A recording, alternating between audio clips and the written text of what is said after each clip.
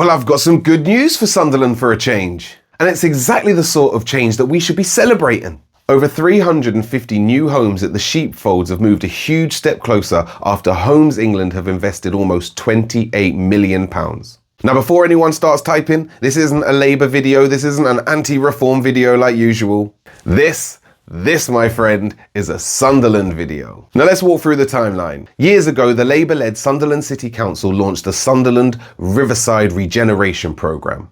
The idea was simple. Take brownfield land, reconnect the city centre with the river, build new homes and create new jobs, and bring back life to parts of Sunderland that had been left behind for decades. This plan included things like Keel Crossing, Hicksar, the Sheepfolds and eventually the Sheepfolds Neighbourhood.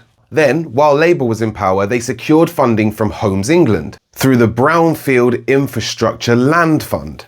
And that funding unlocked the infrastructure to make it possible to build loads of new homes. The funding itself wasn't actually secured by reform, it was secured way before they took office. But before you all start kicking off, here's where I do think reform deserve credit. When they came into power, they didn't cancel the project, even though pre-election they were calling it a vanity project.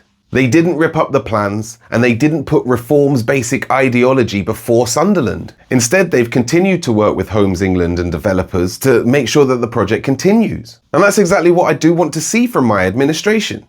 Because if the previous council did something really good, you don't just throw it away because it was somebody else's idea. You finished the job, and that's good leadership. What I also find interesting is that some of these projects were labelled as Labour's vanity projects. Yet today they're being celebrated. And personally, I'm glad. Because if changing your mind means Sunderland gets better homes, more investments and more jobs, then I am all for it. Then changing your mind is obviously a good thing. You see, politics doesn't have to be one team trying to erase the work of the other. Labour deserve credit for creating the vision and securing the funding. Reform deserve credit for carrying it forward and not cancelling the project. And of course, the biggest winners should be the people of Sunderland, who now get 350 new homes. Because let's be honest, the people of Sunderland do not care whose logo is on what brochure.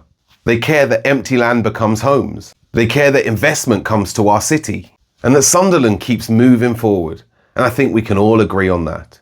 Agree or disagree? Talk to me.